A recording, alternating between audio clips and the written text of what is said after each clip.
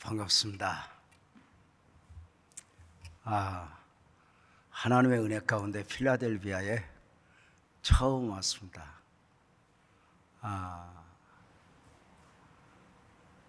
이 지리적 감각이 없어서인지 지난 날들 이렇게 돌아보니까 필라델비아 주변은 다 왔네요. 제가 뉴욕에서 워싱턴, 볼티모어, 뉴저지, 버지니아 다 온 것 같은데 여기만 이렇게 이제 오게 되었어요. 너무 감사해요. 얼른 무슨 생각이 드냐면 이곳에 왔는데 남의 교회 온 것 같질 않아요. 이렇게 여러분의 목사님 뵙는데 오랫동안 배웠던 형님 뵙는 듯한 느낌 이렇게 들고요. 너무 감사였어요. 어쩌면 퍼즐 한 조각이 이곳저곳 다니다가 내 집이 어딜까 하고 있는데 여기 와서 딱 들어와 보니까 여기가 내 집인 듯한 느낌. 바라기는 3일 동안 하나님을 이야기하면서 이제 우리가 함께 어우러질 텐데요. 제가 전하고자 하는 것 이상, 여러분이 기대하는 것 이상 더해 주실 하나님의 은혜를 이렇게 또 한번 기대합니다. 어쩌면 우리끼리 예배하면 의미는 없을 거예요. 주님이 계시니까, 주님 안에서의 예배이니까 이 예배가 가치가 있겠다 싶은 생각이 들어요. 그래서 늘상 그래요. 집회를 시작할 때마다 설교는 강사에게 듣고 기대는 하나님께. 이게요. 진짜 은혜는 위로부터 와요. 위로부터. 또 누구 통해서 받는 은혜도 중요하지만 이거 하나님이 주셨어 하는 은혜들, 하나님이 주셨어 하는 응답들, 하나님이 주셨어 하는 축복들, 이런 것들이 내 안에 담겨지면 뭔가 복음적 그리스도인으로서 느낌이 달라지죠. 목사님 만나서 어제 뵙고 오늘 배우면서 또 오늘 예배드리면서 가장 자주 말씀하시는 기억에 담는 단어들이 금보다도 귀한 믿음이에요.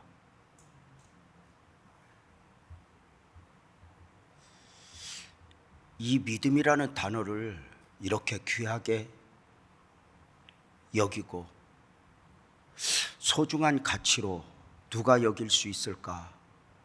바울 사도가 노년에 나의 달려갈 길과 주 예수께 받은 사명, 이 노년에 자기 고백을 하면서 가장 잘한 것 중에 하나가 무엇이냐면 이것이었어요. 믿음을 지킨 것과. 그러니까 바울 사도는 노년에 가장 큰 보람이, 자랑이 어디 가서 교회 몇 개 세웠어, 누구를 전도했어, 이게 아니라 내 안에서 내 믿음을 지켜낸 것. 여러분의 목사님이 소개해 주신 대로 저는 교회를 개척해서 이제 섬긴 지가 35년째 돼요. 이제 어디 가면 선배보다는 후배가 많아요. 목회를 좀 오래 했나? 후배들이 종종 묻네요. 선배, 어떻게 해야 목회가 잘 돼? 모르겠어. 그러지 말고 알려줘. 모르겠어. 이건 겸손이 아니라 진짜 모르겠어요. 내가 하는 게 아니니까. 모르겠어. 그러지 말고 알려줘. 그러면 제가 꼭 이렇게 말하는 후배들이 있어요. 선배, 내가 선배를 잘 알거든. 근데 선배는 지난 30년 넘게 교회를 섬기면서 정말 많은 일들이 있었어. 다른 교회가 평생 한 번 만나기도 힘든 문제들을 참 많이 만났었어. 그 문제들을 어떻게 해결하고 여기까지 왔어? 이렇게 물어요. 그러면 하나님의 은혜지. 그러면서 꼭 하는 답변 중에 하나가 있어요.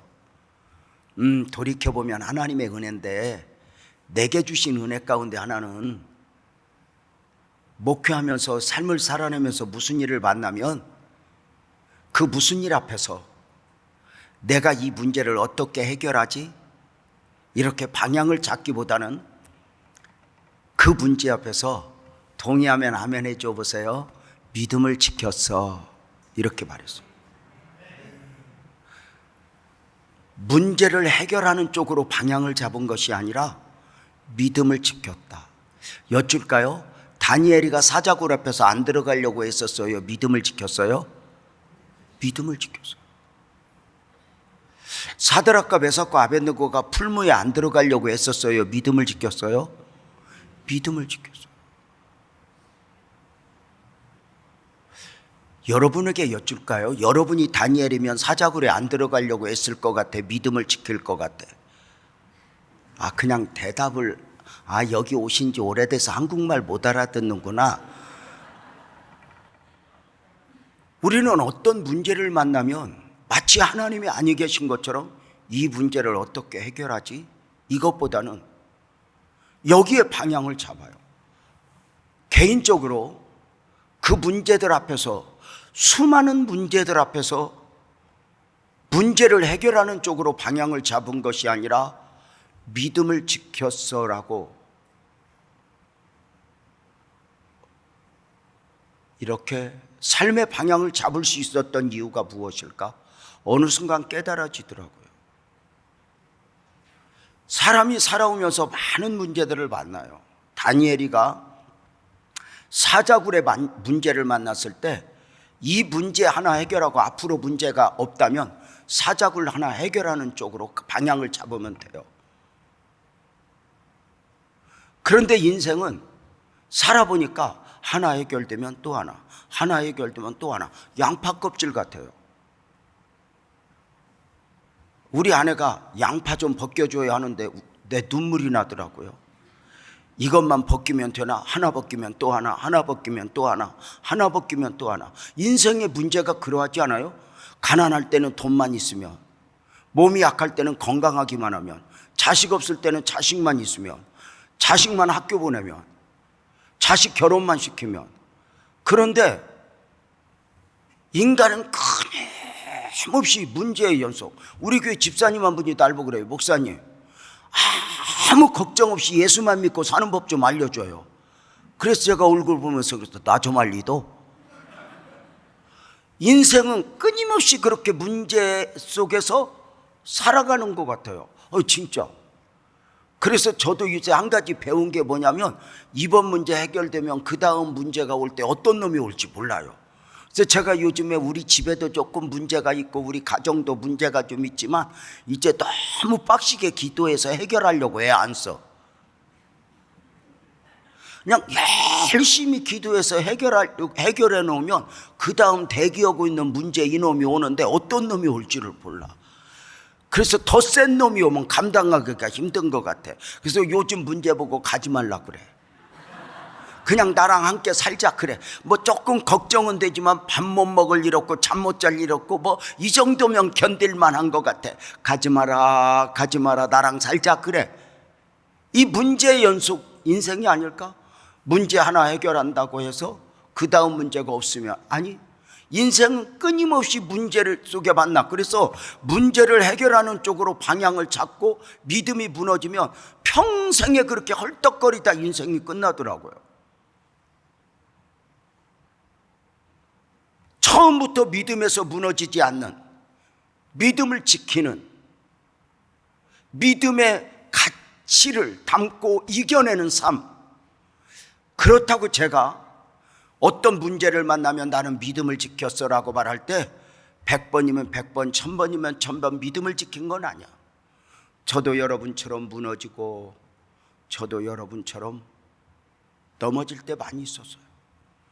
그러나 그때마다 결국은 내가 믿음으로 일어서야 되는구나. 결국은 믿음이어야 하는구나.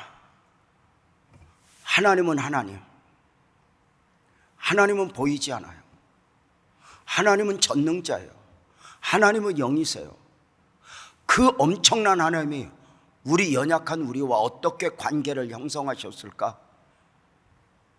하나님은 언약 안에서 우리와 관계를 형성하셔요.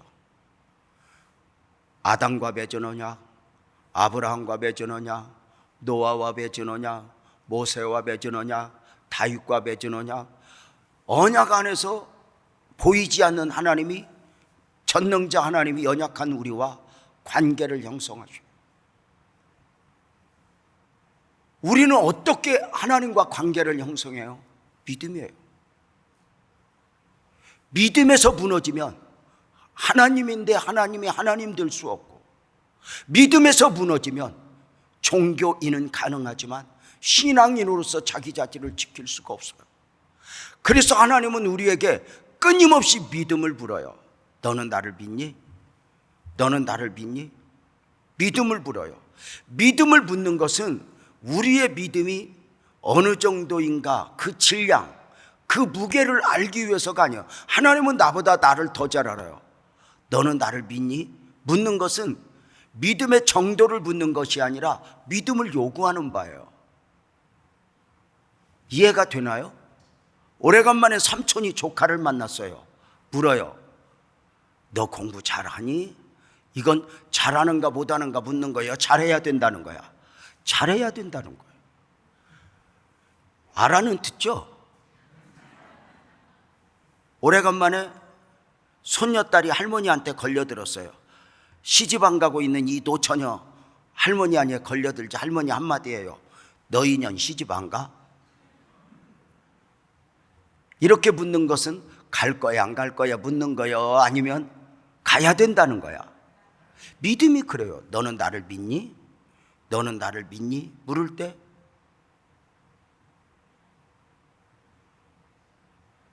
믿음의 질량을 묻는 게 아니에요. 너는 믿음이어야 한다. 너는 믿음이어야 한다. 그래요. 하나님이 우리에게 주시고 싶은 게 너무 많아요. 그런데 그 주시고 싶은 것들을 어디에 담아주셔요? 믿음이라는 그릇에 담아주셔요. 믿음이에요. 어제 오늘 목사님 뵈면서 나누는 대화 가운데 제가 은혜를 끼치러 온 것이 아니라 목사님 영향받고 목사님한테 은혜 받으러 온 것 같아요. 아니 진짜요. 목사님이 교회가 세워진 이야기, 또 여기까지 오시게 된 이야기를 잠깐 해주시는데 여기 예배 오는 시간을 잊을 정도로 제가 은혜를 받았어요. 하나님의 은혜죠. 하나님이 우리에게 주시는 많은 것들은, 구원을 비롯해서 그 모든 축복들은 어디에 담아주신다? 믿음에 담아주세요. 믿음이 믿음되지 못하면 하나님이 주시지 않은 것이 아니라 그것을 내가 담아내질 못한 거예요. 하나님이 우리에게 복을 주지 않으시는 것이 아니라 내가 그걸 담아내질 못하는 거죠. 비가 와서 그런지 표정이 어두워서 마침 생각이 나는데 재미있는 이야기 하나 해드릴까요? 한국교회에 한 엉터리 집사님 이야기예요. 그런 집사님 있잖아요. 집사는 집사인데 집사가 아닌 것 같은 집사. 이 엉터리 집사가 어느 주일 일부 예배를 개눈감치듯 해치우고 등산을 갔대요. 이 집사님은 애시당초 오후 예배, 수요 예배, 저녁 예배, 철야 예배, 목장 예배 모든 걸 스스로 면제받았기 때문에 부담 없이 등산을 간 거죠. 누가 면제를 해준 건 아니야. 자기가 면제를 받았어. 참 성도들을 섬기면서 목사님 재밌는 것은요, 목사님이 설교하면 아멘 아멘 하고 은혜 받고, 성경 공부 제자 훈련하면 뭐 아멘 아멘 하고 은혜 받으면 은혜 받은 것 같이, 은혜 받은 대로 할 것 같아도 목사님 가만히 보면요, 은혜는 은혜고 하는 건 지 맘대로 해요. 다 성도들이 신앙생활에 있어 그 각자 정한 바가 있어. 나는 주일날 낮에만 나가도 되는 사람, 무슨 소리야, 수요일도 가야지. 무슨 소리야, 철야도 가야지. 무슨 소리야, 이런 집회하면 나도 가야지. 이렇게 정해진 바가 있어서 크게 요동치지 않아요. 어느 날 부흥회나 뭐 해가지고 은혜 받으면 갑자기 열심을 내다가 제정신이 돌아와요. 내가 이러면 안 되지. 그러고 옛날로 돌아와요. 그런데 그 많은 성도들 중에 있잖아요, 목사를 잘 감동시키는 사람은 어떤 사람이냐면 예배마다 한 번도 안 빠지고 나온 사람 같아도 안 그래요. 한 달에 한 번 나온 사람이 목사를 감동시켜요. 세상에 왔냐고, 또 왔냐고. 이 영털이 집사가 산에만 가면 욕심이 나요. 더 높이, 더 높이. 신앙생활을 이만큼 욕심냈으면 입신을 해도 12번도 더 했을 거야. 그런데 신앙생활, 영적인 예로는 도무지 욕심이 없어요. 누가 은혜를 받으면 받는갑다, 누가 기도를 하면 하는갑다, 누가 간증을 하면 하는갑다, 신경 안 써요. 그저 자기 정한 바대로 그저 이렇게 영적인 일에는, 교회 안에서는 욕심이 없고 세상 자기 좋아하는 산에만 가면 욕심을 내는 거죠. 근데 여러분 아세요? 교회 밖에 세상에서 욕심내던 많은 것들은 언젠가 이까짓 것 때문에 후회할 거예요. 또 하나, 세상의 것은 욕심내봤자 의미가 없어요. 진짜 욕심낼 것은 우리가 영적인 것이거든요. 영적인 것. 한국교회가 안타까운 것 중에 하나가 갈수록 이 영적인 맛을 잃어가요. 한때 한국교회 안에는 도도하게 흐르는 용어들이 있어요. 기도해야 살아, 은혜 받아야 살아, 성령 받아야 살아, 이런 용어들이 있었어요. 근데 어느 날부터인가 예배당 안에서 이런 용어들이 없어져요. 색깔만 다르지 세상이 좋아하는 것이 그대로 교회 안에 들어와서, 세상은 욕심으로 추구하고 우리는 주의 이름으로 추구하는 것만 다르지 세상 것이 이 안에 다 들어와 버렸어요.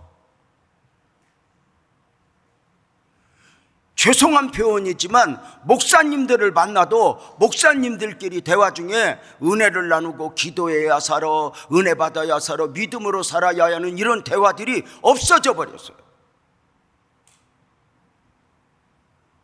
정말 한국교회가 여기까지 오는 때는 세상 욕심이 아니었어요. 너희는 먼저 그의 은하라와 그의 의를 구하라, 내 영혼이 잘된 같이 영적인 일에 욕심을 낸 거죠. 정말 사모한 거죠. 그래서 누구보다 기도 더 하고 싶고, 누구보다 은혜 더 받고 싶고, 누가 방언하면 나는 또 방언하고 싶고, 방언이 안 되면 거짓말로 막 영어, 가짜 영어라도 써서 주기도문이라도 해보고, 그런 영적인 욕심들 막 그런 거 있잖아요.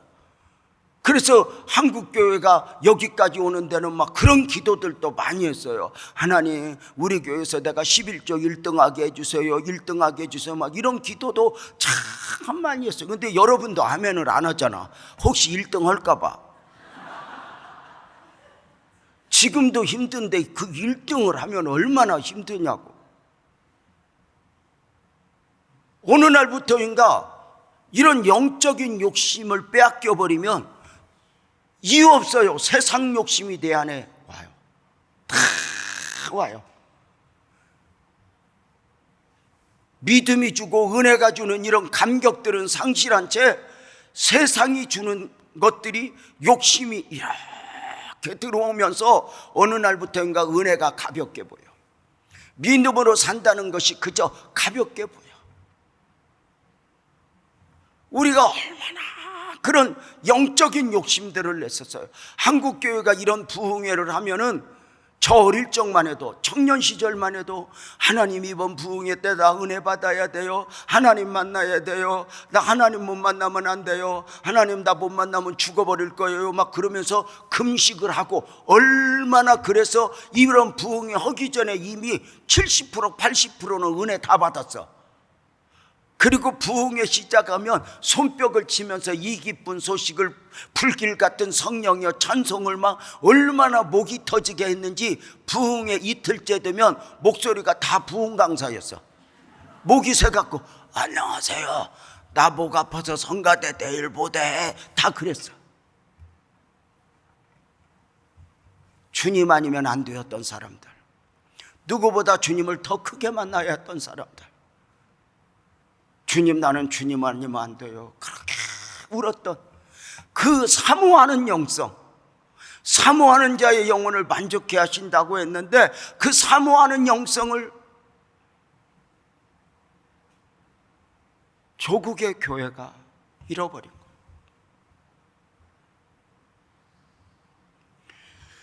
세상이 좋아하는 것을 똑같이 좋아하고, 세상이 추구하는 것을 똑같이 추구했어요.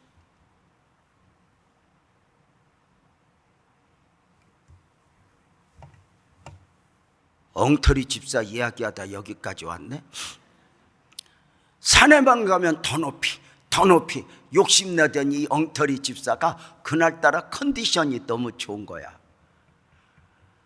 오늘은 정상을 정복할 수 있을 것 같아. 그동안은 오르다 꼭 그 정상 문턱에서 내려왔었는데, 오늘은 뭔가 일부 예배를 드리고 와서 그런지 컨디션이 너무 좋아서 정상 정복의 느낌이 있는 거야. 이제 문제가 생겼거든. 여러분, 운동선수들도 컨디션이 좋을 때 문제거든. 오버하다 다치거든. 정말 그래요. 여러분 교회에서 체육대회 하면은 뻣뻣한 사람이 다쳐, 아니면 유연성 좋은 사람이 다쳐? 뻣뻣한 사람은 아예 운동을 안 해. 막 체육대회 하면 내가 이번에 뭔가 보여주리라 하다가 이제 그 다음 주에 목발 짚고 교회 오는 거지. 이 엉터리 집사가 이제 오늘은 내가 정상 정복을 하리라 하는 마음으로 그 마지막 단계에서 그냥 자기 콤파스를 생각하고 펄딱 뛰다가 그만 발을 헛디디에 청길랑 떨어진 거야. 놀랄 건 없어. 이 얘기야 그냥. 그러니까 놀래면 내가 미안하지. 그래도 물어볼까? 그 엉터리 떨어질 때 뭐라고 하면서 떨어졌겠어? 주여, 떨어져 봤어? 아니, 여기서도 내가 이렇게 한 번에 답이 나올 줄은 몰랐네. 떨어져 봤어? 맞아. 상황이잖아. 아무리 엉터리라도 주여 하고 엉겹결에 떨어지는데, 이 주여가 영빨이 통했는지 엉겹결에 나뭇가지를 덥석 잡았어. 나뭇가지를 덥석 잡고 매달려서 아래를 보니 낭떠러지야. 놓치면 죽게 생겼어. 더 이상 방법이 없어. 이 엉터리 위로 봐도 좌로 봐도 아무 방법이 없자 비로소 이 엉터리 상전해보지 않았던 부르짖는 기도를 시작해. 이 상황이잖아. 하나님 나 좀 살려줘요, 하나님 나 좀 살려줘요, 목놓아 부르짖는데 하나님이 대답도 없어.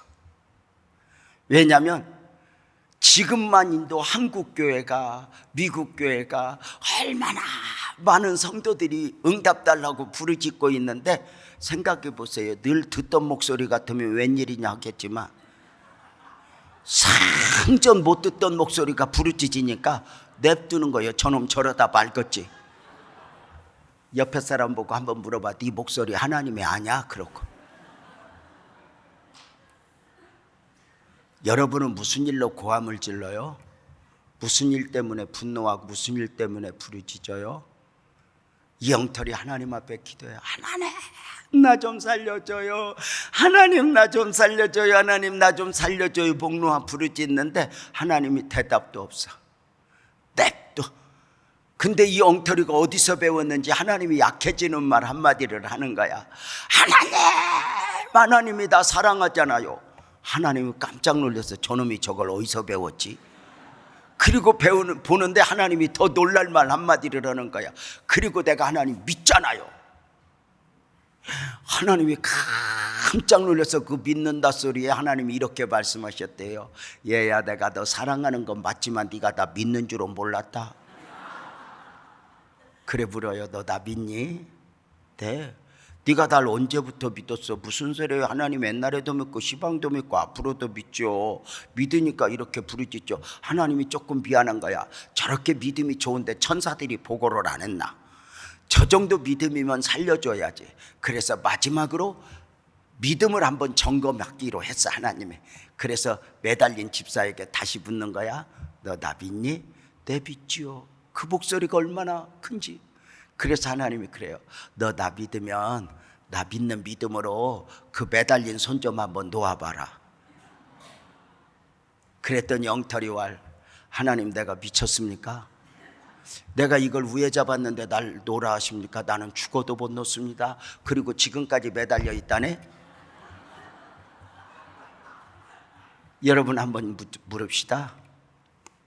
그 엉터리 하나님이 손 놓아라 할 때 아멘하고 놓으면 죽을까 살까? 모르겠어. 그것은 하나님의 주권이니까. 근데 이렇게 물어볼까? 싫어요. 그리고 매달려 있으면 죽을까 살까? 이렇게 말해요. 5분 더 산다. 지금은 내 손에 힘이 있으니까, 내가 나를 지킬 수 있다고 생각하니까 하나님이 아니어도 되는 것처럼, 믿음이 아니어도 되는 것처럼 매달려 있지만 5분만 지나면 내 손의 힘은 나를 지킬 수 없다는 걸 알게 되고, 내가 나를 지킬 수 없다는 걸 알게 되면서 놓을 수밖에 없죠. 안타까운 것이 오늘날의 많은 하나님의 사람들이 믿기는 하나님을 믿는 것 같은데 매달려 있는 것은 엉뚱한 것에 매달려 있어요. 언젠가는 놓아야 할 것, 놓을 수밖에 없는 것. 하나님은 엉터리 집사에게만 믿음을 붓는 게 아니에요.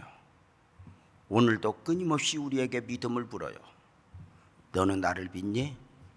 너는 나를 믿니? 왜요? 하나님이 주시고 싶은 것들이 얼마나 많은지 몰라요. 이게 목사들의 눈에 보이는 거예요. 이 천국잔치, 영적 대각성, 충계성회를 하면 어쩌면 우리는 스케줄 따라서 이것을 하는 것 같지만 하나님이 우리에게 주시고 싶은 게 얼마나 많을까.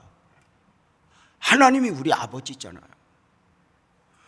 저도 3남매의 아버지예요. 아이들이 무엇인가 요구하기 전에 다 해주고 싶을 정도의 아버지 마음이에요. 우리 집에 딸이 있어요. 집에서 아이가 서울에 직장 다니다 보니까 뭐 여기도 마찬가지일 수 있겠지만 뭐 버스 타고 지하철 전철 타고 가서 버스 타고 직장 가보니까 길에서 1시간 반 2시간 가까이 출근 시간만 퇴근 시간만 일해요. 우리 딸이 어느 날 그래요. 아빠 집에서 다니니까 너무 길에 까는 시간이 많아. 나 서울에 조그만 오피스텔 하나 얻어서 방 하나 얻어서 나 직장 다니면 안 될까? 딸이고 또 자식이여 걱정은 되지만 그래 가라 보냈어요. 딸을 재금 내고 나니까 너무 좋아요. 진즉 보낼 걸 그랬어. 이 딸을 내보내니까 첫째 부모 인격 관리에 도움이 돼요. 왜냐하면 내가 2년하고 싸울 일이 없어. 내가 딸려놓고 함께 살면 눈에 거슬리는 게 아주 다반사야. 치마가 왜 짧냐, 화장은 왜 그렇게 하냐, 머리는 왜 그렇게 하냐, 왜 늦게 들어오냐, 늘 싸워야 하는데 안 보이니까 속이 편해. 집에 있으면 싸울 일 많습니다. 정말. 방을 치웁니까? 어느 날 내가 딸년 방을 열어봤다가 시험 들 뻔했어. 쓰레기통 같아. 내가 딸 했더니 벌써 눈치를 챘고 그러니까 왜 봐? 그리고 문 닫아. 내가 미국은 모르겠어. 하여튼 대한민국에 가면 모든 딸년들 방치고 깨끗한 방 하나 없습니다. 거의 쓰레기통 수준입니다. 그런데 웃기는 건 그 쓰레기통 같은 방에서 옷 입고 나올 때는 먼지 하나 안 묻히고 나오니 이것도 참 은혜다 싶어. 또 하나, 이 딸을 내보내니까 이 딸이 삶을 배워. 엄마 아빠 밑에서 뜯어먹고 살 때는 전기세가 얼마나 비싼지, 물세가 얼마나 비싼지, 식료품값이 얼마나 비싼지 신경 안 쓰고 살다가 정작 나가서 자기가 삶을 만들어내다 보니까 이게 물세가 장난이 아닌 거야. 아빠야, 온수 매다기가 왜 그렇게 빨리 돌아가냐? 샤워하다 겁나서 못 하겠다. 온수 매다기 돌아가는 소리에 그래서 내가 샤워를 5분 안에 끝낸다. 집에만 오면 인연이 목욕탕에 1시간을 있어요. 엄마 아빠 돈은 땅 파서 나오는 줄 알아. 삶을 배워. 한 번은 우리 아내하고 운전을 하고 가는데 아내 카톡이 울려. 우리 아내가 막 웃어. 내용이 뭐냐면 한때 한국에 잠깐 유통과정에 문제가 생기면서 2, 3일 동안 감자값이 폭등한 적이 있어요. 뭐 감자 하나에 뭐 금자라고 여길 만큼 폭등한 적이 있어요. 그때 우리 딸이 된장국 먹고 싶었대. 그래가지고 시장에 가서 감자 하나 사러 갔다가 바들바들 떨고 왔어. 감자값 비싸서 못 사고. 그리고 카톡이 온 거야. 엄마야, 감자 몇 개만 줘. 내가 우리 아내가 읽어주길래 그냥 주지 마. 조직의 쓴맛을 보도록 주지 마. 당신도 주지 마. 알았어요. 그리고 며칠 있다 딸 오는 날 새벽 예배 가기 위해서 제일 먼저 눈을 뜨고 물었던 거. 여보, 오늘 딸 와. 무엇 좀 준비했어? 왜? 아빠니까. 하나님이 우리에게 주시고 싶은 게 너무 많은 거예요. 너 답 있니? 믿음을 원해요. 주고 싶은 것을 믿음에 담아주니까요. 여러분의 목사님이 교회를 개척해서 여기까지 오는 과정 속에서 하나님은 개척을 준비하고 이 예배당을 들어오고 할 때 하나님은 더 좋은 환경이나 돈을 안 줘요. 제가 목회하면서 그래요. 하나님은 자기가 돈이 없어도 되니까 우리도 없어도 되는 줄 안다고. 그래서 뭘 하나님의 일을 하면 하나님은 감동을 주어서 믿음으로 받기를 원하시지. 그래서 감동만 받고 믿음이 믿음되지 못하면 하나님이 주신 은혜를 담아내지 못하는 사람은 없어요. 담아내는 사람은 없어요. 하나님이 주신 감동을 믿음으로. 그래서 하나님은 더 좋은 형편을 주는 게 아니에요. 그래서 우리는 나중에 보면 형편이 되어서 은혜를 입는 것이 아니라 믿음으로 입는 은혜, 이것이 너무 귀한 거거든요. 믿음을 물어요. 너는 나를 믿니? 믿어. 문제는 믿음을 물을 때 말씀으로만 묻는 게 아니에요. 삶으로 물어요. 나를 힘들게 하는 사람 앞에서, 나를 억울하게 하는 사람 앞에서, 내 명예가 짓밟히는 삶의 현장에서, 내 재산이 송두리째 날아가는 삶의 현장에서, 내 건강이 와르르 무너지는 가운데 물어요. 너는 나를 믿니? 너는 나를 믿어? 삶으로 물으면 삶으로 답해야 되잖아요. 어느 날 우리 교회 김점순 권사님이 35년 전 교회를 개척할 때부터 거의 1년 만에 와서 함께 했던 그 김점순 권사님이 나이 67 정도 되었을 때 어느 날 3부 예배 마치고 성도들이 오는데 내 앞에 활짝 웃으면서 와요. 성도들이 제 앞에 잘 안 와요. 새가족들에게 양보하고 뭐 장로님, 집사님들은 다 이제 옆으로 가는데 권사님이 오래간만에 왔어. 권사님 얼굴이 너무 밝아서 좋은 일 있어요? 그랬더니 목사님 나 병원 갔다 왔어요. 검진 받았구나. 결과는 그랬더니 천연덕스럽게 이래요. 목사님 암이래. 너무 놀라서 어떻게 됐어? 그랬더니 목사님 말기암이래. 항암 못한대, 수술 못한대. 6개월 안에 의사발로 죽어서 하나님 앞에 가야 된대. 너무 놀랐어요. 얼굴이 그런데 왜 이렇게 밝아? 근데 목사님 나도 놀랬지. 근데 가만히 생각하니까 내가 권사더라고. 못 알아들어?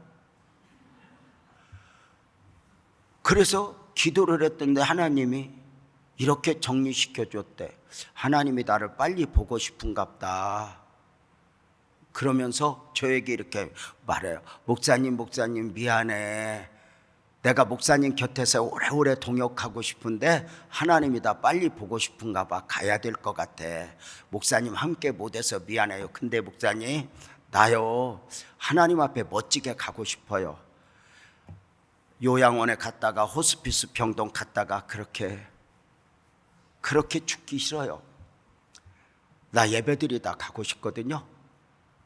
목사님 나 오래 살게 이거보다는 멋지게 마무리할 수 있도록 기도해 주세요. 너무 천연덕스럽게 웃으면서 이야기해서 남 얘기해도 돼서 기도도 못 해주고 보냈어요. 그 권사님 그날부터 예배당 정면에서 셋째 줄에서 두 손을 들고 마지막 예배를 드려요. 울면서 마지막 예배를 드려요. 예배드리다 죽을지 가다가 죽을지 집에서 자다가 죽을지 몰라요. 제가 그 집딸이 희영이에요. 애 둘 낳고 사는데 희영아 엄마 어때? 목사님 집에서 끙끙 앓다가 예배 시간 되면 머리 감고 이쁘게 입고 예배드리다 죽을 준비하고 그러고 가. 집에 있으라고 해도 안 된대. 나는 그 예배드리다 하나님 앞에 가야 되니까 이렇게 누워있기 싫대. 그리고 낑낑대면서 마지막 예배를 드리고. 문제는 아직도 8년째 안 죽고 그러고 있어. 저는 여러분에게 유치하게 이렇게 했더니 안 죽었다 이걸 말하는 게 아니야. 얼마든지 울어도 돼. 징징거려도 돼. 하나님 내가 뭘 잘못했는데요 이렇게 해도 돼. 그런데 그 절망의 소식 앞에서 이내 나는 누구인가? 내가 하나님을 믿는 사람, 천국을 믿는 사람으로서 누구인가? 그 앞에서 믿음을 말하는 거죠. 비틀거리지 않았다는 거죠.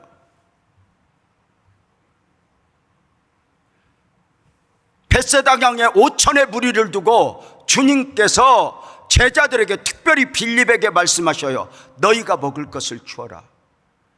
빌립 설명해요. 그 똑똑이 빌립이 예수님 5천 명입니다. 이들을 먹이기 위해서는 200데나리온의 돈이 필요합니다. 돈 없어요. 아니 돈이 있다고 해도 이 5천 명 한꺼번에 사 먹일 곳이 있겠어요? 집에 보냅시다. 근데 여러분 아세요? 예수님은 돈이 없다는 것도 아세요. 사 먹일 곳이 없다는 것도 아세요. 그런데 주님이 그 안에서 원하는 것은 빌립의 설명이 아니에요. 보리떡 5개 물고기 2마리에 담긴 믿음을 원했지 설명을 요구한 게 아니란 말이에요. 근데 성도들을 섬기다 보면 안타까운 게 믿음을 보여야 할 때 자꾸 설명을 해요. 힘들거든요. 어렵거든요. 제가 좀 열받았거든요. 내가 좀 억울하거든요. 요즘 사업장이 좀 그렇거든요. 다 알아요.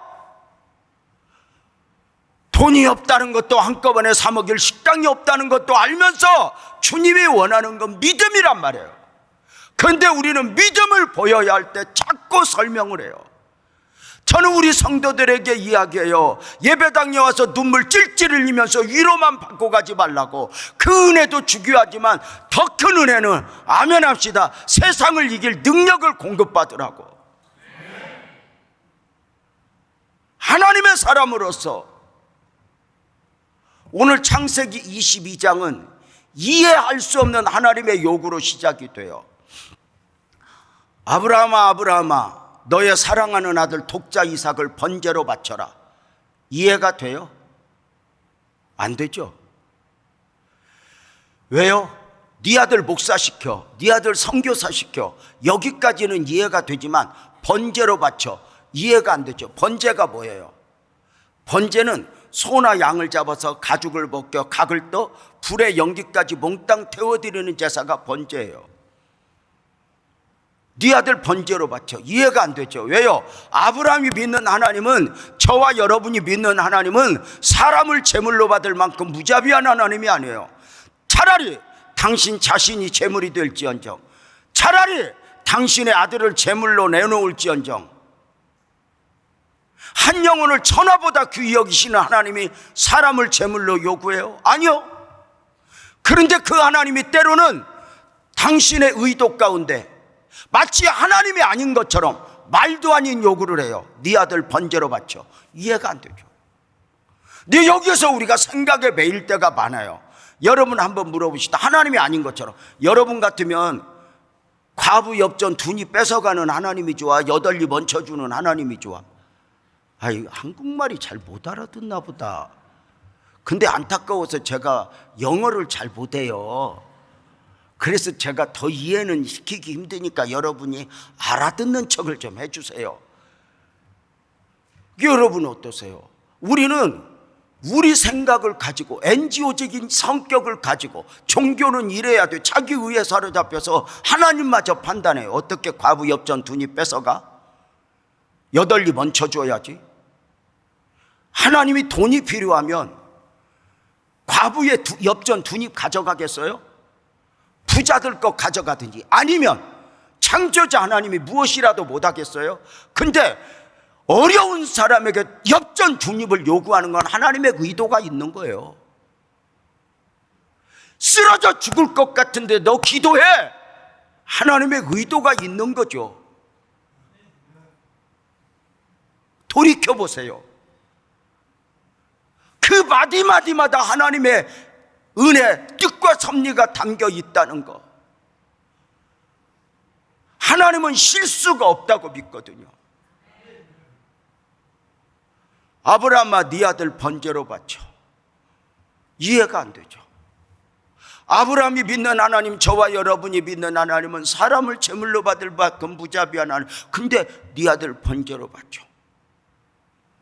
더 이해가 안 가는 것은 아브라함이 하나님 왜요? 묻지도 않고 따지지도 않고 아멘하고 새벽에 그 이삭을 데리고 번제를 드리러 출발을 하는 거예요. 그걸 보면서 나도 목사인데 이해가 안 가요. 여러분 한번 물어봅시다. 나 같으면 어떻게 했겠어? 맞춰봐. 재명아, 네 아들 번제로 바쳐라. 그럼 어떨 것 같아? 그 하나님의 음성을 기도하다 들었어?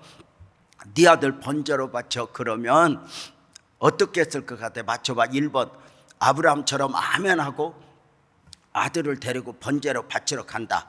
2번 기도원 가서 한 3일 금식해본다. 하나님 왜요? 그러고 맞춰봐. 1번 2번. 누가 2번이래? 사회생활을 그렇게 하면 안 되지. 나도 2번이기는 해. 너 말로라도 1번 하면 아니야 나 2번이야 그러고 하려고 그랬어. 근데 여기 나를 세워놓고 2번 하면 설교는 왜 듣고 있는 거야? 여러분의 호목사님은 1번이요 2번이요?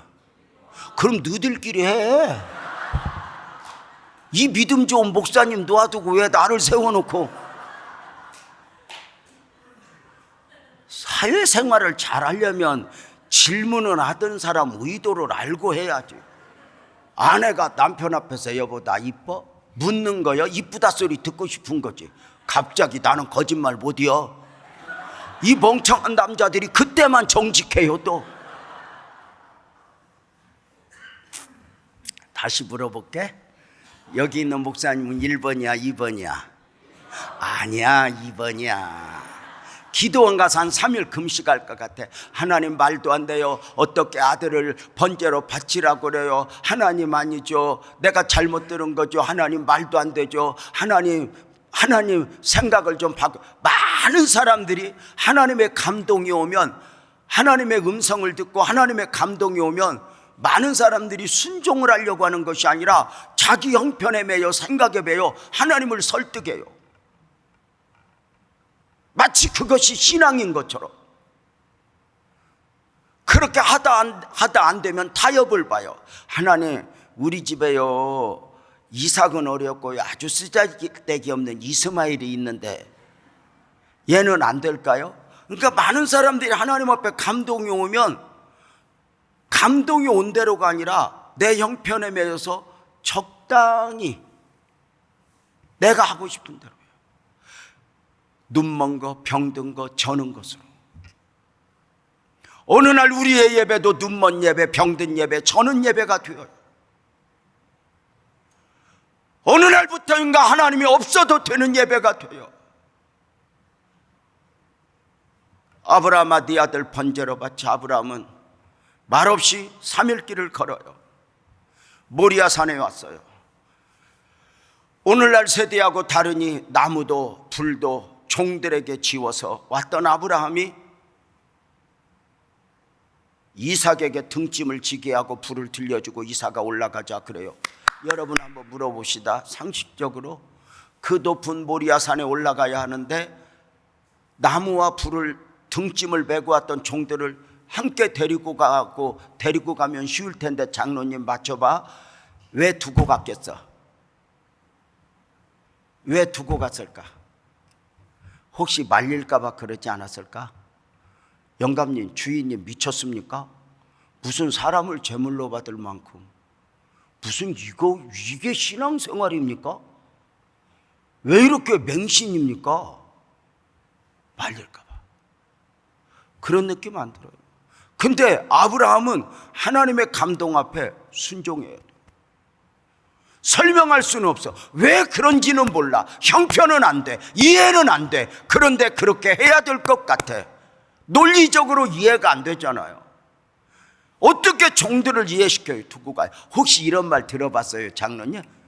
아브라함이 하나님의 이삭을 바치라는 하나님의 음성 듣고 아내 사라하고 의논했다고 안 했다고? 느낌상 했을 것 같아, 안 했을 것 같아? 만약에 했어봐.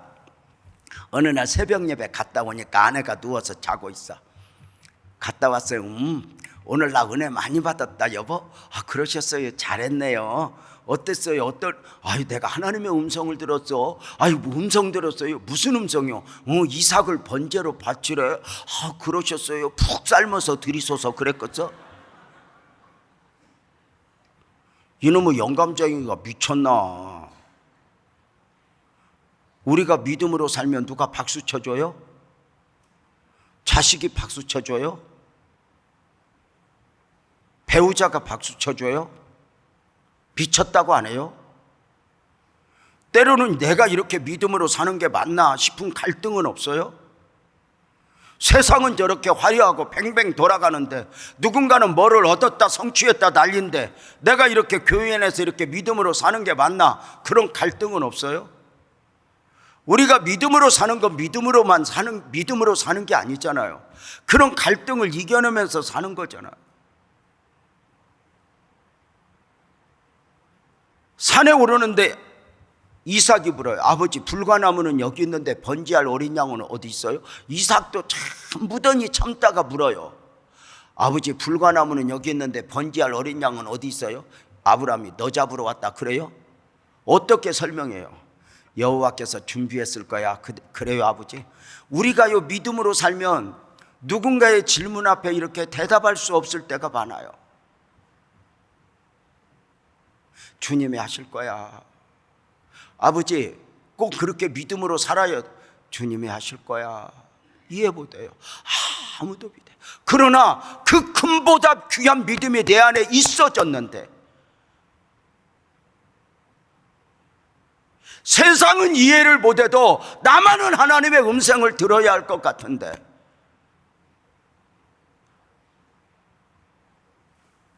여호와께서 준비했을 거야. 이삭이 다행히 더 붙지 않아요. 산에 올라가 이삭과 함께 제단을 쌓고, 잘 봐요, 제단을 쌓고 불을 피우고 준비가 다 끝났어요. 그리고 이삭을 불러요. 이삭아 이리 와. 그러고 묶어요. 묶겠습니다. 이삭을 불 때 설명하고 묶어, 그냥 묶어? 설명이 가능해요? 믿음으로 사는 것은, 믿음으로 산다는 것은 땅에 살지만 하늘을 사는 것이요, 육을 입었지만 영으로 사는 것이요, 믿음으로 산다는 것은 세상에 살지만 천국 백성으로 사는 것인데, 이게 논리적으로 이해가 돼요? 안 돼요.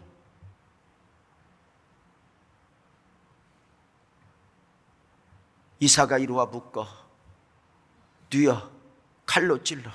설명은 안 돼요. 이삭을 칼로 찌르려고 하는데 뒤에서 하나님의 음성이 들려. 아브라함아, 아브라함아, 아브라함아, 이제야 네가 나를 믿는 줄 알았어. 이제야 네가 나를 사랑하는 줄 알았어. 아들 이삭에게 칼 대지 마. 깜짝 놀라서 돌아보니까 하나님의 음성이에요. 그런데 그 하나님의 음성이 들리는 가운데 눈을 열어보니 한 순양이 수풀에 걸쳐서 헐떡거리고 있어요. 감격 가운데 그 순양을 이삭을 대신하여 제물로 드리면서 아브라함은 그 자리에서 위대한 하나님을 한 분 만나요. 여호와 이레, 그 다음을 준비하시는 하나님, 그 다음을 축복하시는 하나님, 위대한 하나님을 만나요. 여기서 알아지는 게 있어요. 하나님은 아브라함에게 이삭을 요구할 때, 아브라함아 네 사랑하는 아들 독자 이삭을 번제로 바쳐라 이삭을 요구할 때 이삭 고기 먹고 싶어서 요구한 게 아니에요. 이 이삭을 요구하는 사건을 통해서 이삭을 아브라함이 순종하여 드리는 사건을 통해서 여호와 이레 하나님으로 만나줄 계획을 가지고 요구하신 거예요. 이게 놀라운 은혜죠. 존경하고 사랑하는 필라 안디옥 교회 성도님들, 여러분에게는 어떤 하나님이 필요합니까? 하나님은 여러분에게 어떤 하나님으로 만남받고 싶을까요? 여러분은 하나님을 만나셨습니까? 저는 어릴 적부터 교회 다녔어요. 교회 가면요, 목사님이, 권사님이, 선생님들이 늘 저에게, 그 어린 저에게 해주는 말이 있었어요. 재명아, 하나님 만났니? 재명아, 하나님 만났니? 대답을 못해요.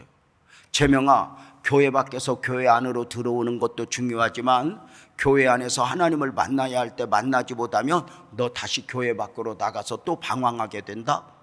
너 꼭 하나님 만나야 돼, 하나님 만나야 돼. 하도 많이 듣다 보니까 궁금해서 하나님 만나는 게 뭔가 모르겠어요. 그 어린 제가. 그래서 물어봐요. 권사님, 하나님 만나는 게 뭐예요? 그러면 옛날 권사님들이 어떻게 대답하는지 우리 한번 연극 한번 해볼까? 내가 옛날 권사고 여러분이 제명이야? 나한테 한번 연극 같아 한번 물어봐. 될란가 모르겠네. 권사님, 하나님 만나는 게 뭐예요? 이렇게 물어보면 내가 옛날 권사님들이 어떻게 해줬는지 알려줄게. 자, 다 함께 시작. 나도 몰라. 근데 권사님들이 근데 만나면 알아. 설명으로 되는 게 아닌 거야. 하나님을 만나셨습니까?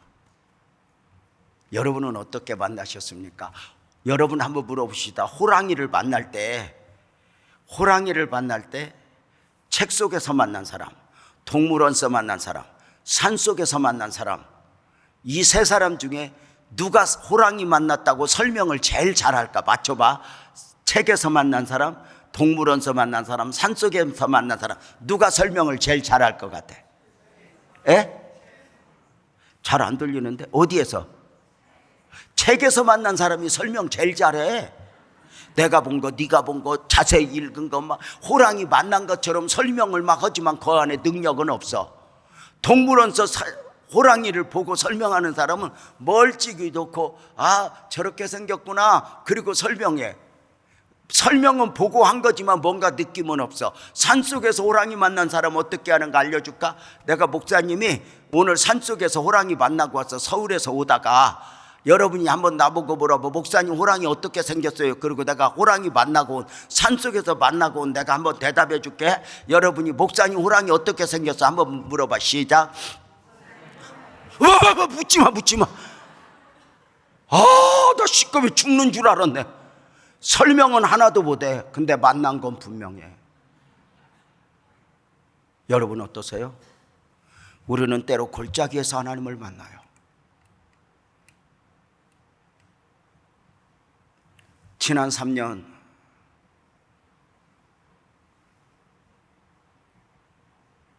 저는 사모님의 아픔, 노 목사님의 그런 과정, 저는 그러거든요. 성도들에게 깊은 골짜기에 빠지거든 그곳이 아니면 만날 수 없는 하나님을 꼭 만나고 와라. 그냥 낫기만 원하지 말고 회복되기만 원하지 말고, 그건 세상 사람도 원하는 바니까 그곳에서가 아니면 만날 수 없는 하나님을 만나라.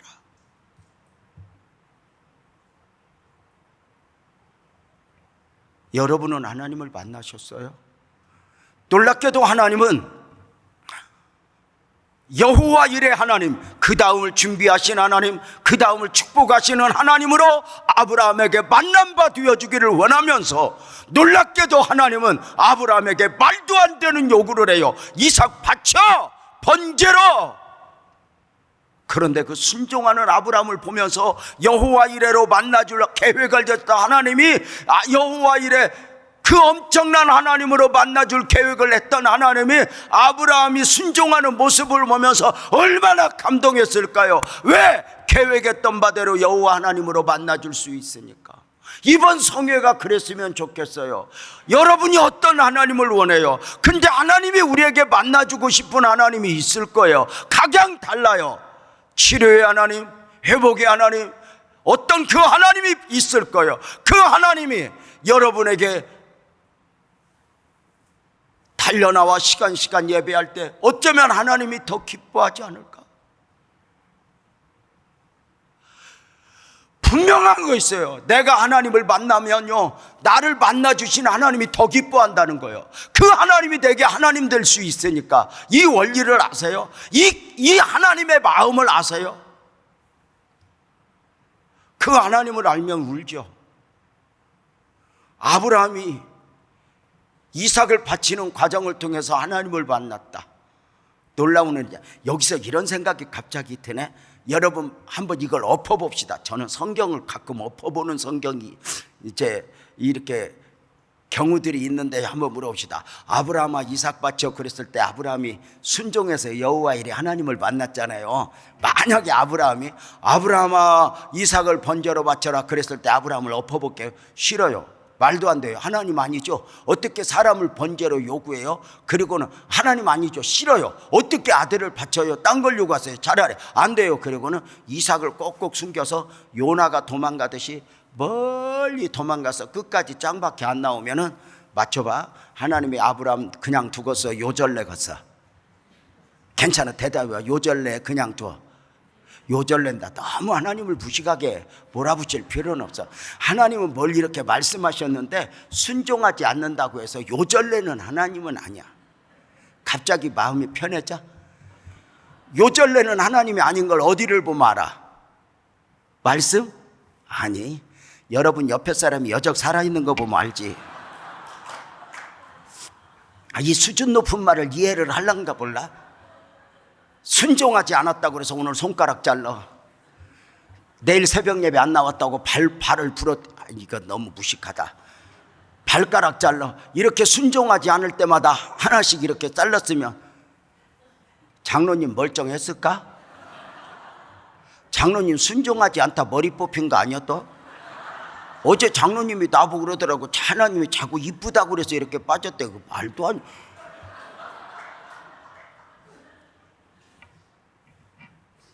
근데 장로님 머리 빠지고 느끼는 게 없어요. 제가 대한민국 어디요? 머리 빠진 사람 치고 두상 미운 사람이 없어요. 진짜. 우리는 앞뒤가 눌려갖고 머리 빠지면 희한하거든요. 그래서 있는 거 잘 관리를 해야 돼. 자, 중요한 건 순종하지 않는다고 해서 요절 난다 안 난다? 안 난다. 그러나 만약에 아브라함이 순종하지 않았으면 요절은 안 나. 그러나 어떤 일이 있을까? 아브라함 생애에 성경에 여호와 이레는 없어.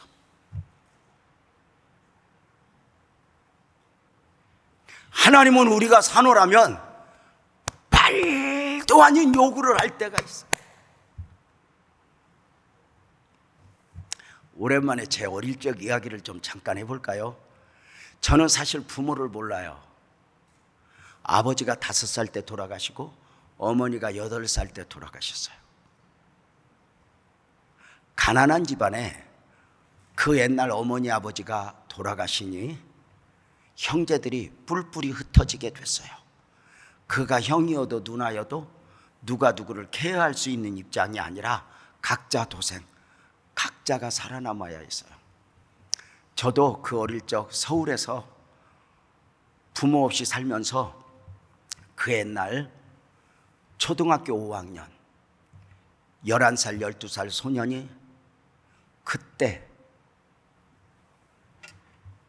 일하는 아저씨 도와주고 먹을 걸 구해야 했어요. 어릴 적 저의 숙제는 어디 가서 먹지, 어디 가서 자지 였어요. 참 처절한 과정이었죠. 초등학교 6학년 때 뭐 신문 정도 돌리는 건 아무것도 아니었어요. 너무 힘들어 방황을 하다가 제가 어느 앵벌이 사람을 매매하는 사람들에게 잡혀서 앵벌이꾼들에게 잡혀갔어요. 13살 소년이 가보니까 저같이 부모 없는 애들, 집 나온 애들이 이렇게 모여 있는데 그 아이들을 그 옛날에 어떤 애들은 데리고 소매치기, 요즘에 유럽에 많다 그래? 옛날에 우리나라 많았어요. 면도날로 가방 따면 뒤에서 꺼내고 소매치기를 시키고, 어떤 사람은 국어를 시키고, 저같이 이렇게 이제 어깨가 널찍하고 이런 애들은 신문파리를 실렸어요. 혹시 장로님들 그 옛날에 서울역에서 용산역에서 신문 이렇게 끼고 신문이요 신문이요 하고 팔던 소년 보셨나요? 그 중에 하나가 저예요. 울면서 주먹밥 하나 배고픈 시대에 먹이면서 도망 못 가요. 저녁이면 지옥이에요. 국어를 못 해온 만큼, 신문 못 판 만큼 메타작을 시작해요. 저녁이면 정말 사는 게 사는. 이 소굴에서 문제는 빠져나갈 방법이 없다는 거예요. 아무도 없으니까. 어느 날 서울역에서 신문을 파는데 낯선 음성이 들려요. 제명이냐? 우리 형아예요. 우리 형아가 서울에 나 찾으러 왔다가 몇 번 못 찾고 내려가서 기차 타고 가려고 서울역에 왔다 저를 봤어요. 신문이요. 제명이냐 하는데요, 제가 못 돌아봤어요. 우리 형 아닐까 봐.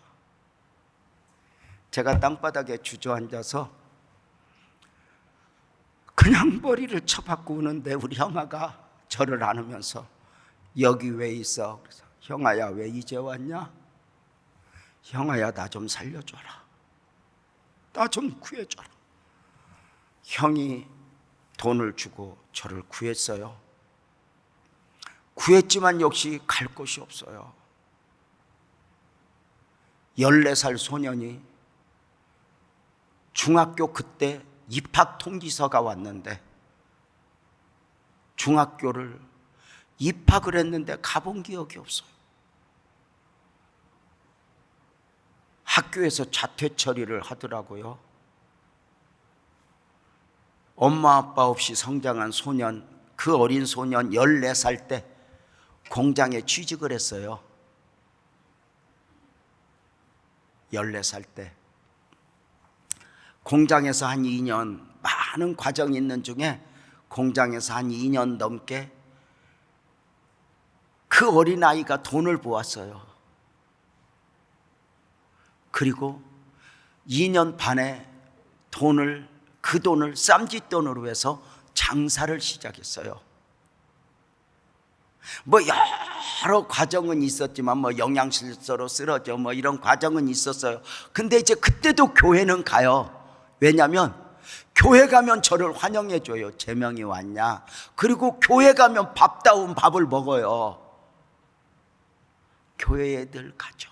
우리 엄마가 저를 교회 다니는 거 가르쳐 놓고 갔으니까 교회에서 멀어지지 않는데 열심히 장사를 하고 많은 과정이 있었지만 지금부터 놀랄 준비해봐요. 어느 날부터인가 장사의 눈이 열리는 거예요. 그 어린 18, 19, 20살 소년이요. 그래서 이제 놀래야 돼.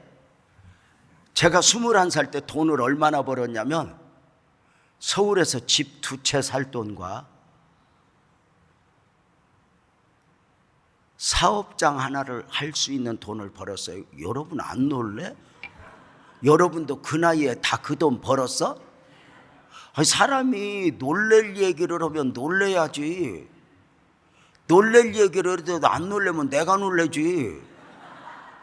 원래 놀래는 건 실력이거든. 공감대가 형성이 됐다 뭐 이런 거거든. 근데 다시 안 해. 제가 21살 청년이 돈을 벌고 그때 내 기억에 목사님이 양복해주고 목사님 신발해주고 이렇게 지나가는데 그때만 해도 한국교회에 커튼이 있었거든. 여전도위원들이 커튼 누가 하냐고 싸워. 그래서 21살 소년이 내가 할게요 그랬어. 21살 성탄절 앞두고 목사님 선물 하나 사주고 싶더라고. 목사님 뭐 하나 해드릴까요? 그랬더니 그냥 아무 거리낌 없이 냉장고 그러더라고. 그때 냉장고는 지금 자동차 값이었어. 다 아이스박스 쓸 때 사드렸어. 제가 돈을 그렇게 가지고 있으니까. 그리고 이제 돈을 이렇게 더 벌고 싶은 거예요. 뭐 정주영 할아버지는 학교 안 나와도 뭐 이렇게 했다. 자신감 있는 거예요. 내가 공부는 못했지만 내가 돈을 벌리라. 그런데 내가 예수 믿는 사람이잖아요. 이제는 장사가 아니라 사업을 하고 싶은 거예요. 그래서 이제 오살리 기도원 가서 한 금식을 3일이나 5일 하고 이제 내가 사업을 눈에 들어오는 거예요. 뭐를 하면 되겠다 하는 게. 이제 사업을 해야지. 이제 공부는 안 했지만 그런 머리가 또 돌아갈 수 있잖아요. 그래서는 가지고 있는 돈을 가지고 자금으로 해서 내가 이렇게 사업을 하면 뭔가 느낌이 와요. 그래서 이제 그래도 응답받고 해야 돼요. 하나님의 사람은요, 아무리 내 생각이 맞아도 응답을 받고 느낌을 받고 하면 은혜를 베풀어요. 근데 계산만 되고 응답을 안 받으면 이게 가다가 아닌 게벼 그래요. 목회도 사업도 똑같이 그래요. 그래서 그 범사에 내 생각이 아닌 하나님의 은혜를 구하는 거거든요. 그래서 이제는 기도원 갈 준비를 하고 내가 이제 가서 응답받고 사업을 해야죠. 그랬더니 내가 모시고 있는 교회 개척교회 목사님이 재명아 기도원 가? 네. 그랬더니 왜? 그래서 사업하려고요. 그랬더니 언제 갈 건데? 그래서 오늘 갈까 내일 갈까 생각 중이고 그랬더니 우리 집에 가서 하룻밤 자고 내일 아침 먹고 가. 금식해야 되잖아. 그래서 나는 개척교회 목사님이지만 나를 데리고 가면 방이 몇 칸이 있는 줄 알고 갔다가 시꺼밴 게 단칸방이야. 옛날 여기 오기 전에 옛날 집 생각나요. 장로님 문 열고 들어가면 부엌이 신발장 있고 옆에 솥단지 걸려있고 방에 들어가면 그 단칸방 그 방이야. 들어갔는데 그 단칸방에 나를 데려다 놓고 밥 한 그릇 먹이더니 나보고 잘해. 저기 끝에 사모님 누워있고 애 셋 누워있고 자기 듣고 나보고 여기서 잘해. 내가 미친놈이지 여기를 왜 따라왔어. 잠이 오겠어.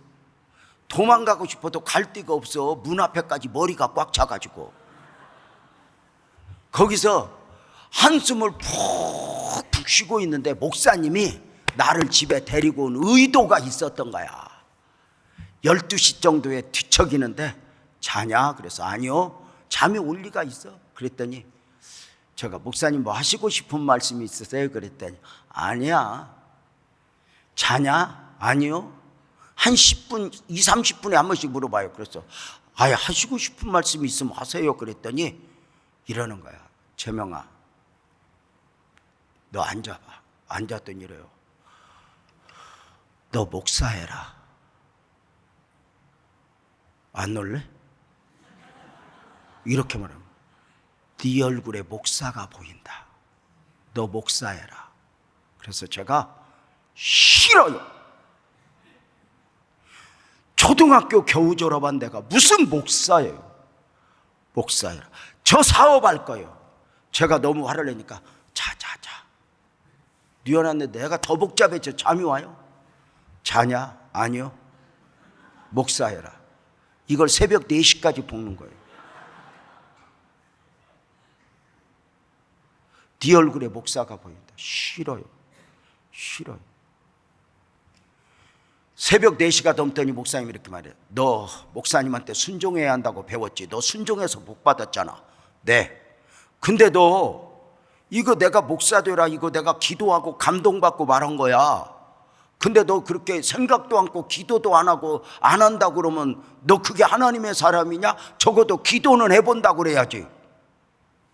그 말도 맞는 것 같아서 한참 있다가 알았어요 목사님 기도할게요 그랬더니 갑자기 앉자. 그러더니 너 목사 한다고 서운한 거다 그래. 그죠?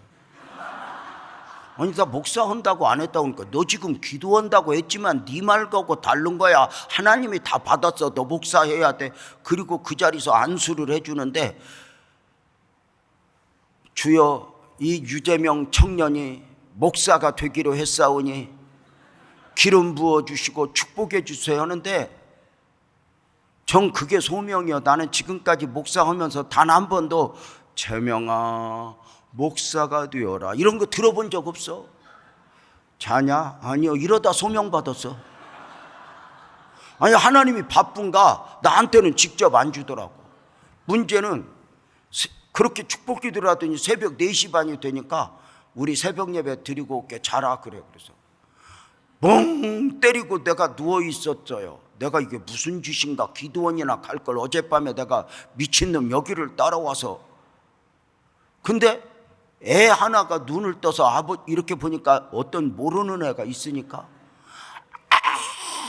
울기 시작하더니 이 새놈이 1시간 이상을 울어대는데 내가 그날처럼 새벽 예배 안 간 걸 후회해.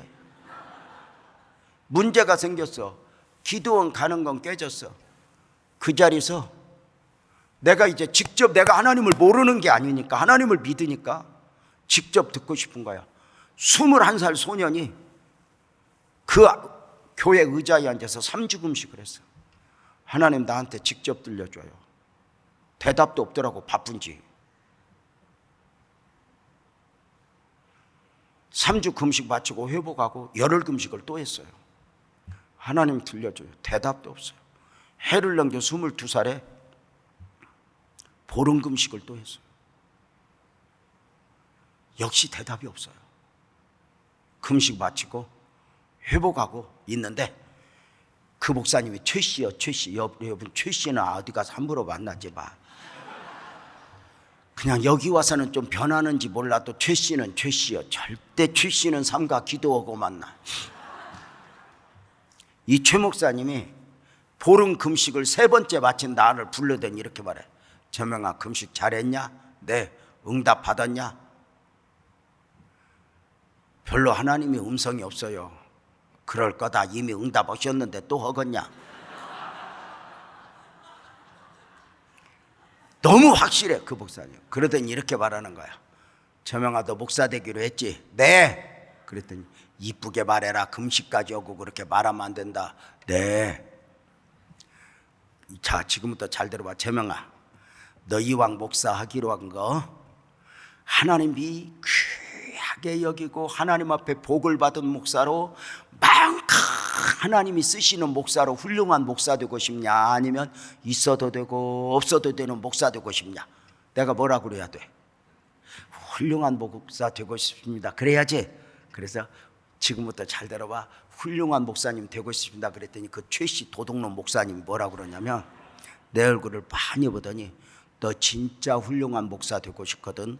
너 가지고 있는 돈 다 헌금해라. 못 알아들어? 너 그 돈 갖고 있으면 돈 의지하다가 하나님만 믿지 하나님 의지하지 않고 돈 의지하다가 엉터리 목사 된다. 너 그 돈 다 헌금하고 하나님만 의지하는 훈련을 하고 하나님만 바라보는 목사가 되어라. 하는데 은혜가 돼갖고 그 자리에서 그 많은 돈 봉투 내려놓고 비밀번호 도장까지 주었더니 목사님 홀라당 그 돈 찾아서 교회 짓는다고 땅 사더라고.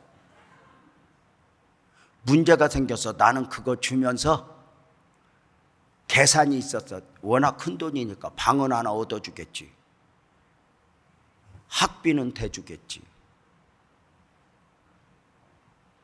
공부는 시켜주겠지. 근데 그 최 씨가 그렇게 입 닦을 줄 몰랐어. 그 개척교회에서 22살 때 돈을 딱 뺏어가더니 어디 못 가게 나보고 전도사 하래.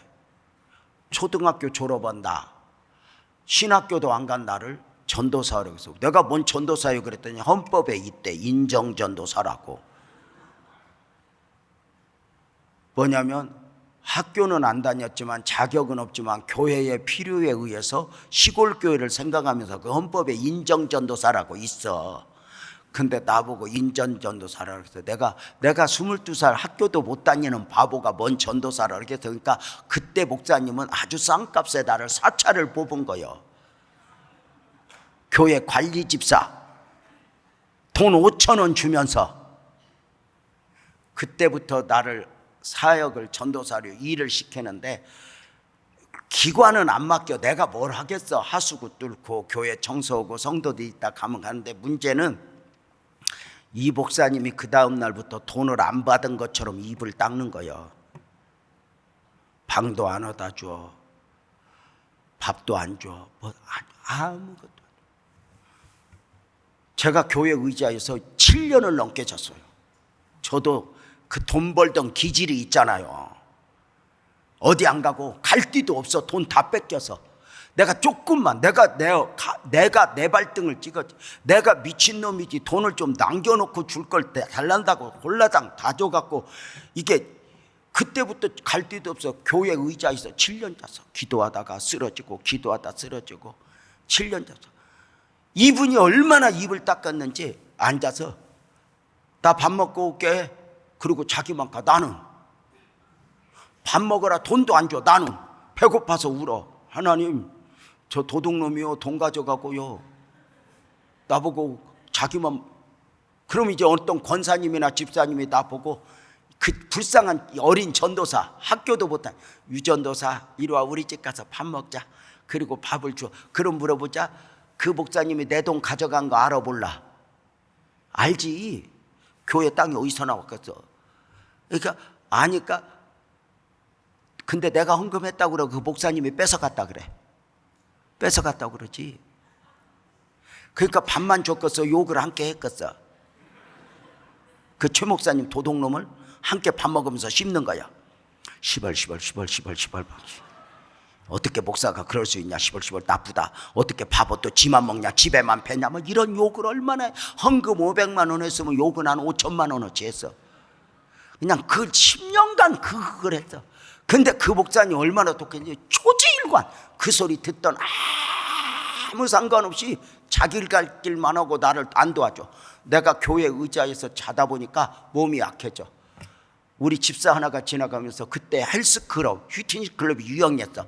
나보고 그래. 전도사님 그러다 쓰러져 죽어. 가서 헬스클럽 가서 운동 좀 해. 그래서 내가 돈이 없잖아.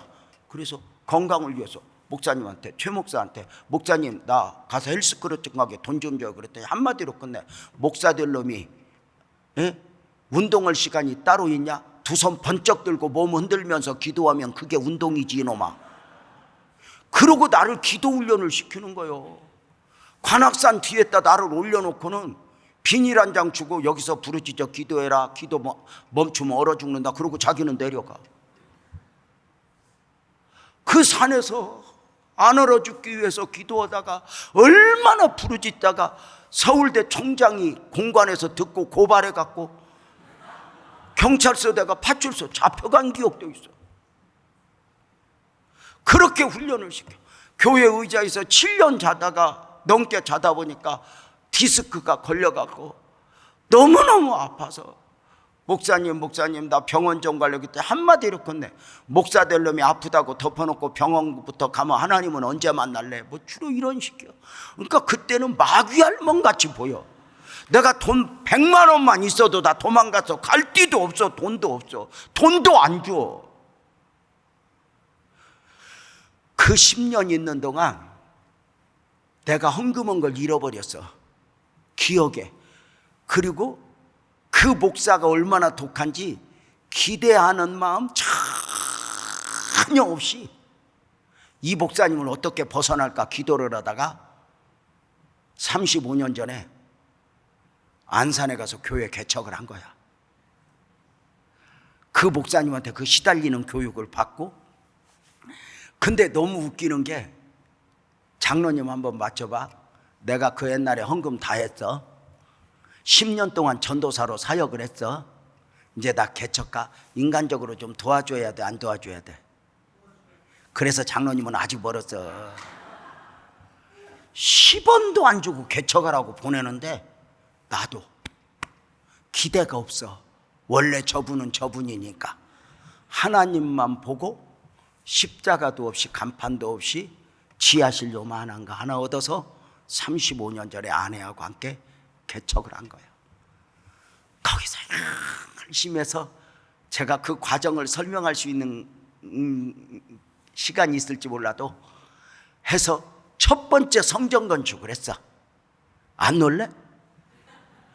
성전 건축을 하고 입당 예배를 드리는 날이야.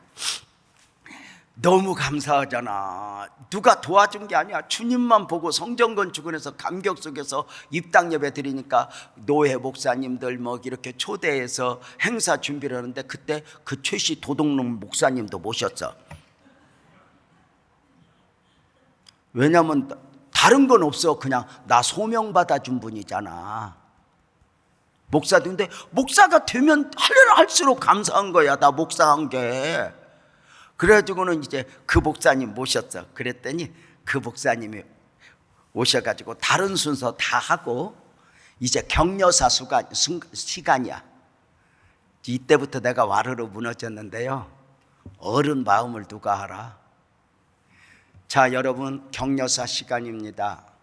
격려사는 다른 순서 다 마치고, 격려사는 제가 목사가 되기까지 돈밖에 모르던 소년을 목사가 되도록 소명받아 주신 목사님, 여러분들에게 제가 설명한 적 있죠?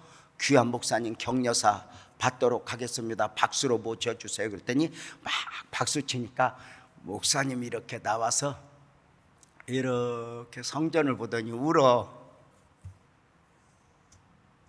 울더니 이래. 격려사 제목.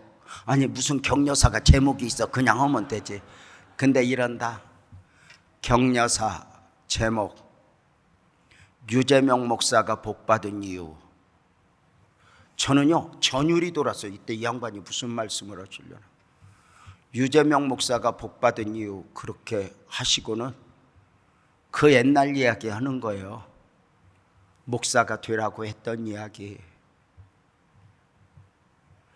어릴 적부터 벌었던 돈 다 헌금을 했다는 이야기. 뺏어갔다고는 안 하더라고. 헌금을 했다는 이야기 쭉 하면서 유재명 목사가 교회 의자에서 7년 이상 잤어요.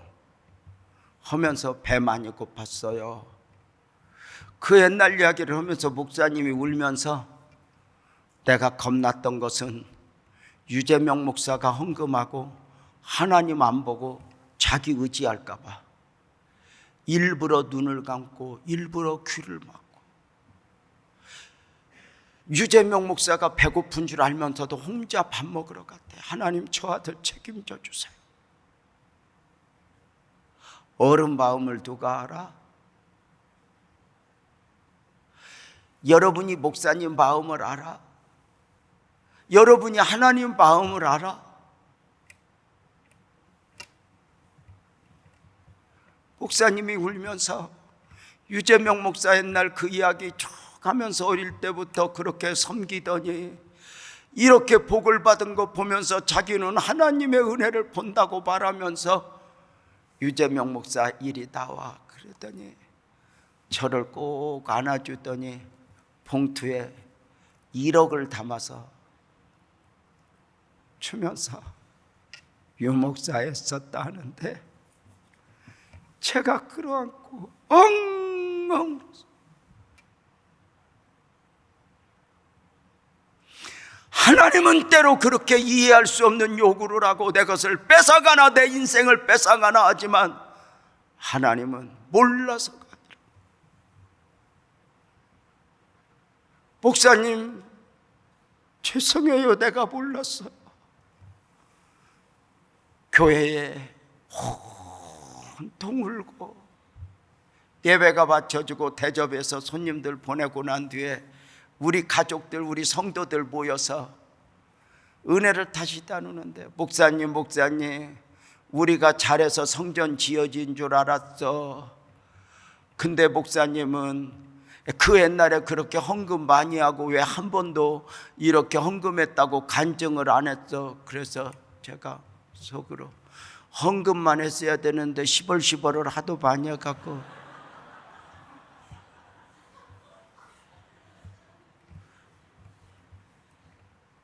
헌금한 이야기만 따로 할 수 없었어. 하나님의 요구 앞에 때로는 순종을 어떻게 좋아서만 해. 이 길 따라갈 때 어떻게 좋기만 해서 여러분의 목사님이 여기까지 왔겠어. 어제 오늘 우리 목사님, 여러분의 목사님 이렇게 사모님하고 순간순간 앉아 계신 거 보면서 우리 큰 형님 같고 예수님 같아. 우리를 수없이 흔드는 요인들 많지만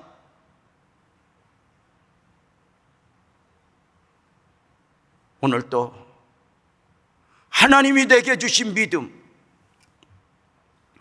하나님은 너는 나를 믿니? 물어. 말도 안 되는 상황 앞에서 말도 안 되는 사람 붙여놓고 몰라서 결국은 내게 은혜를 베풀려 하심이라. 저는 이제 긴 시간 설교했어요. 마칠래요. 내일 새벽에 이 설교 이어서 하거든. 내일 새벽까지 들어야 다 듣는 거예요. 여러분 내일 새벽에 와야 돼. 원래 오늘은 안 와도 돼. 내일 새벽은 꼭 와야 설교를 들은 거거든. 근데 공부 못하는 애들은 꼭 안 와도 되는 날만 와. 그래서 내일 새벽에 뭐 하루 좀 덜 자면 어때? 그잖아?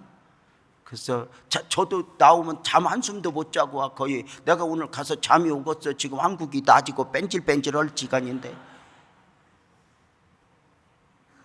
여러분 어때? 오늘부터 시작되는 3일 시간 말씀들이 우리끼리 주고받는 은혜가 아닌 하나님이 주신 은혜. 너 다 믿니? 오늘 첫 시간 너무 늦어서 원래 찬송하고 기도 좀 했으면 좋겠는데 여기서 마치고 내일 새벽에 우리 말씀 듣고 기도하도록 하자. 기도할게요. 하나님 아버지 고맙습니다. 주님의 은혜가 담겨있고 눈물이 담겨있는 필라안디옥 교회에 연약한 종 보내셨습니다. 그리고 첫 시간 말씀을 전하게 하셨습니다. 믿음이 얼마나 귀한가, 믿음이 주는 축복이 얼마나 큰가. 때로는 이해가 안 되지만 결국은 믿음이어야 한다는 사실을 오늘 우리는 확인했습니다. 필라안디옥 교회가 여기까지 오는 동안 목사님, 사모님, 주님이 잡아주셨고 다음 세대를 준비하는 이 교회가 더 멋지고 소중하고 귀하게 서야 함을 믿습니다. 하나님, 근본 3일 동안 우리가 기대했던 것 이상의 은혜를 주시고 그 은혜가 능력이 될 수 있도록 축복해 주시옵소서. 내일 새벽에 만나자 했습니다. 주님 꼭 은혜 주세요. 여기에 하나님 만나야 할 사람들이 있어요. 꼭 만나 주세요. 은혜 베풀어 주세요. 역사해 주세요. 예수님의 이름으로 기도했습니다. 아멘.